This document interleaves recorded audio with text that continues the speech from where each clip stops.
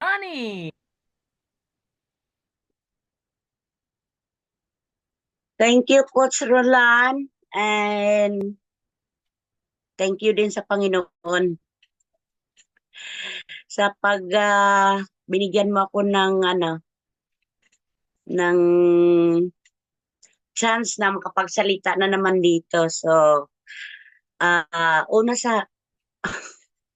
bago ang lahat, magpakilala muna po ako. Ako nga po pala si RC Adani.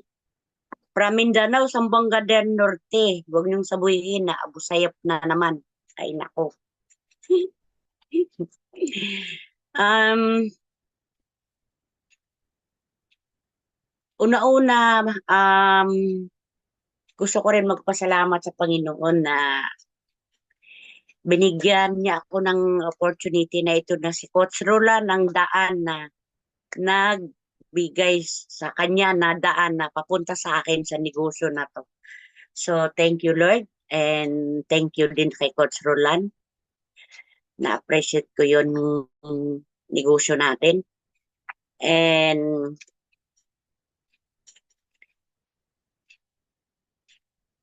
dati nga pala, ako nga po pala, sa bahay din ako nagtatrabaho. 6 years ako sa bahay. Okay? And sa bahay, aywan ko, kasi hindi naman ako nahirapan sa bahay nung sa bahay ako. Parang ganun lang, easy lang sa akin sa bahay. Kasi ganun din naman eh. Kahit na nasa probinsya pa tayo, ganun din naman ang gagawin mo araw-araw, yung gagawin sa bahay. Isa nga po pala akong single mom, 2 anak, pero nawala na yung isa, isa na lang naiwan. So, um, bakit nga ba napunta tayo sa abroad? Ano? Para masuportahan natin yung pamilya natin. Pero bago ako pumunta ng abroad, talagang single na talaga ako. Okay? So, ang sinusuportahan ko, anak ko, nag-aalaga ng anak ko, ayun. During Ramadan naman sa no, sa bahay dati, ano lang, ganun din naman ang linuluto ko araw-araw. Pero hindi naman yung pangmaramihan talaga kasi 4 lang naman sila. 2 pa lang yung anak nila na maliit pa. 5 years old at saka 7. So hindi pa ganun kadami ang linuluto. Saka mapili dun yung anak ko na, ang mga anak ng amo ko ng pagkain. Ano lang naman yung mga hamburger, chicken burger, mga ganyan. So ang linuluto ko lang konti sa mga magulang niya. Pati ako, ganun. Tsaka palagi kami every Thursday, Friday, ganyan, nandun kami sa pamilya ng nanay ng amo kong babae. Friday sa nanay naman ng amo kong lalaki, ganyan. So, hindi ako mahirapan. Magdala lang naman ako yung mga salad. Kung minsan, sweet, magluto ako ng sweet, ganyan. Mga cake. So, para sa akin, hindi ako mahirapan. Kasi, una-una, apartment yung bahay nila. Ngayon kasi, iba na kasi. Pag nag-aasawa yung mga anak nila, buong apartment, kamag-anak na yan. Ay, kaya diyan sila nahihirapan yung iba. Ngayon na, sa ngayon. Pero hindi naman masabi na hindi mo magawa talaga kung gamitin mo lang yung mindset mo ba, paano mo gawin yung trabaho mo na mamaya hindi mo natatrabahuin katulad nito. Mamaya meron akong Zoom mga alas 8 dyan sa umaga. Tapos dito alas 2 ng hapon. Pag Ramadan kasi, ano nag-uumpisa pa lang sila yan nag-uumpisa pa lang ako magluto niyan. Mga alas 2:30 kasi kakain sila alas 6 ng hapon. So, yung mga matitigas katulad ng baka, mga karning ganyan, pinapakuluan ko na yan umaga pa. So, hindi ako mahihirapan magluto kasi lahat ng mga ano ko, yung matagal kong gagawin, riniredy ko na yan sa umaga pa lang. Ganun yung ginagawa ko. So, pagluto-luto na lang, madali na lang. So, yun na nga. Kasi nga, Ramadan time tayo ngayon. Ano, salamat din sa ka Coach Roland na ino-offer niya sa akin itong negosyo na to. Kasi kung hindi niya ino-offer to sa akin at hindi, siguro talagang binigay lang ng Panginoon na magkakilala kami ni Coach Roland dito sa online sa Facebook. Pero katulad niyo din ako na hindi ko rin alam yung mag-Facebook, alam mo yung magkakalikot ng cellphone, hindi ako ganun. And natuto na lang ako dito sa negosyo na to. Makakalikot ng cellphone minsan. And tinuturuan din ako ni Coach Roland. Na-appreciate ko yan. And maraming maraming salamat, Coach. And paano ko ba nakuha tong ano? Una-una, 15 accounts ako dito. Okay? Sa negosyo na to. Anyway, ngayon nasa labas pala ako nagtatrabaho. Sa salon ako nagtatrabaho.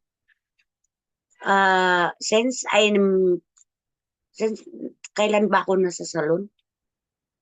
No, ano na, 2020, yun pa yung pagbigay sa akin ng resident ko sa salon. So, ngayon 25 years na ako sa salon. Okay? And ang trabaho ko all around. Kung ano yung kung ano yung available sa akin na hindi ako busy, gagawin ko. Tulad ng manicure, pedicure, magkulay ng buhok, mag-blow dry, magpulot ng buhok, katulad ng waxing. Alam mo yun? Yung balahibo nila sa kamay, parang manok ba na tinatanggalan ng balahibo? Ganun yun. Lahat ng mga yan, pinag-aralan ko din yan. Dahil wala naman akong experience sa Pilipinas na ganun yung trabaho ko, na madatngan ko dito. Na ang alam ko lang, manicure, pedicure. Kahit nga manicure, pedicure, hindi nga ako marunong sa Pilipinas. Marunong lang ako magupit sa sarili ko. Lahat na yan, pinag-aralan ko yan. Anong ginawa ko doon sa waxing? Ah, yung sarili ko, yung paa ko, linalagyan ko ng wax para matuto ka. Yung kamay mo, kailangan malambot yan. Kailangan marunong ka rin magtimpla ng wax na yan sa kamay mo. Kasi iba yung iba yung sa material na wax, iba din yung pang-Arabic na wax. Yung ikaw, kamay mo lang talagang gumagalo. Hinahaplas mo sa balat nila.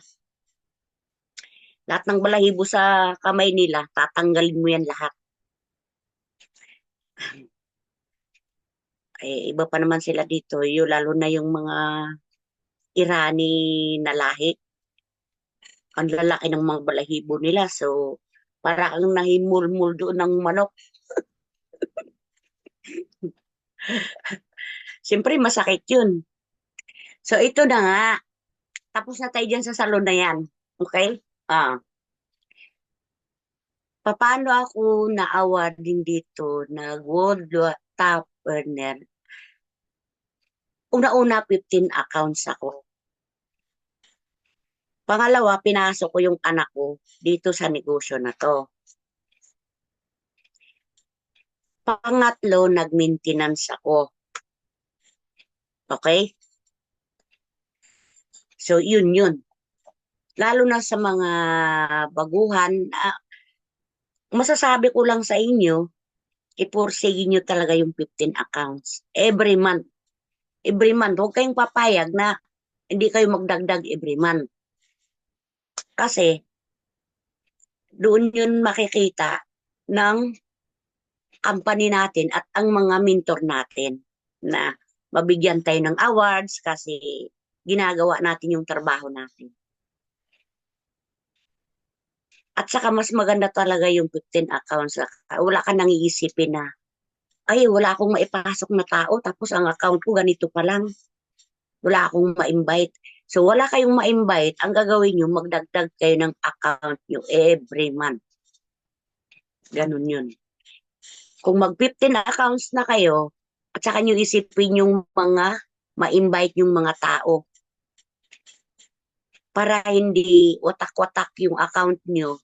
Pag maka-invite man kayo ng tao, tapos sasali sa inyo, tapos isa lang ang account nyo, ano mangyayari? Di ba? So, yun na nga, kaya nag-top, word, nag-word, worldwide top and ako ngayon. Okay? Hindi lang naman ito yung mga awards ko. Mayroon din naman ako mga awards din na nabigay sa akin. Nga sa likod ng awards na yan, may kita ka rin naman siyempre dyan. So, sa mga baguhan at hindi pa sumali, subukan nyo tong negosyo na to. Dahil kahit sa naman, madala nyo tong negosyo na to kasi Facebook lang naman ang ginagamit natin. Diba? Mas magaan na yan kasi magbilad ka dun sa araw. Palagi ka nakatayo, katulad ng Search Lady.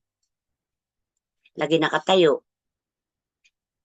Mas mahirap din yung, hindi nga mabigat, pero para sa akin, no, ayaw ko talaga yung lagi nakatayo. Ilang oras pa nga lang ako sa trabaho ko nakatayo. Ang sakit na ng pako. So, yun yung ano sa akin. So, siguro, hindi ko linya yung mag-search lady. Dati pa man, ano ako, maraming nag-invite sa akin sa search lady. Pero nakikita ko yung mga ginagawa nila. Ayoko talaga. Sabi ko, gusto ko talaga salon. Beauty talaga ang gusto ko. So, ito na nga, binigay ni Lord sa akin yun ng trabaho na sa salon ako na wala akong kaalam-alam about sa salon. O, di ba? Lahat ng mga yan, pinag-aralan ko din yan dito. Sarili mo, paano mo gawin? Na paano ka matuto? Iba pa naman dito, pag nasugatan yung daliri ng customer mo na taga rito, lalo na pag baguhan ka, siyempre matakot ka, no? Lalakihan ka talaga ng mata. May iba nga yung kasama ko, nasugatan niya yung paa ng customer, talagang tinadyakan talaga siya sa galit ng customer. Siyempre, natakot din yung customer, ang daming dugo lumabas. So, ganun yun. Kahit saan man tayong larangan ng negosyo, kailangan meron tayong kaalaman na anong sistema, anong gagawin natin na mapabuti tayo sa amo natin, sa paningin ng amo natin. So, ganun yun. Kaya ako, lahat ng gagawin sa salon, alam ko. Hindi lang ako nag-highlight, hindi ako nagugupit. Pero sa kulay, blow dry, lahat yan alam ko. Kaya siguro hindi din ako kuminsan, hindi naman ako perfect, no? Minsan nagkakamali din ako. Pero di naman ganun kabig lang pagkakamali kung hindi sa mga kasamahan mo nagagatungan na lang. Oo. Nung last month nga, binigyan ako ng amo ko ng warning. Gawa ng palagi ako sa Zoom. Nakikita ako, nakaharap ako ng ganyan.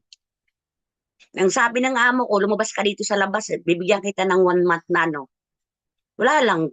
Sabi ko, okay. Ganun lang ako. Kaya lang naman mag-stay ako dun sa labas na wala mang customer. Tapos sa awa ng Diyos, pinagdasal ko talaga yan. Sabi ko, wag muna, sabi ko. Yung isang araw, hindi ko talaga sinabi yung resident ko na tapos na. Hindi ko talaga sinabi sa amo ko. Nagulat na lang ako na sinabi sa driver na ibigay ko yung civil ID ko. Dahil tapos na yung ano ko, yung resident ko. Oh, alam nyo, ilang taon binigay sa akin? 2 taon.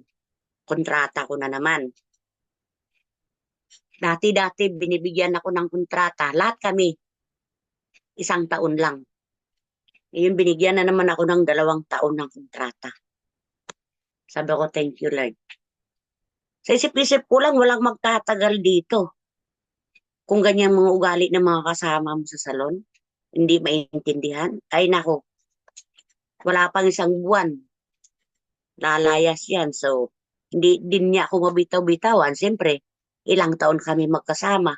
Parang pamilya na lang din kami sa loob ng trabaho, sa salon. So, yun na nga. Bumalik na naman tayo sa salon, ano. Hindi. Kinukwento ko lang kasi dito, kunting diferensya mo lang.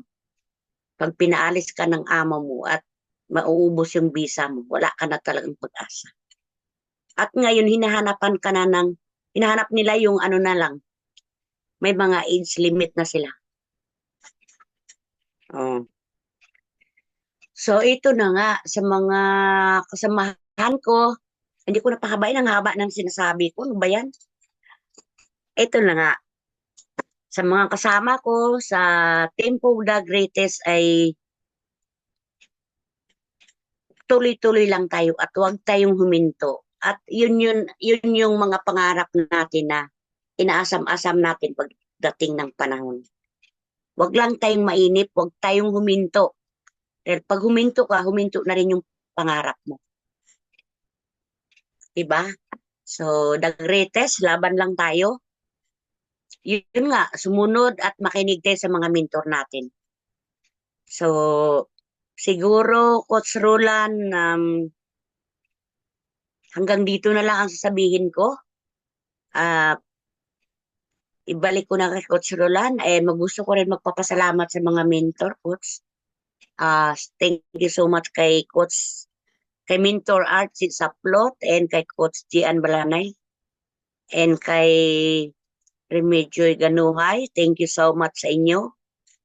At palagi kayo nandyan kung kailangan namin ng tulong nyo. And sa mentor ko kay Coach Roland. Coach, thank you so much. And back to you, Coach Roland. And God bless you and congrats sa mga may awards. Thank you. Bye-bye.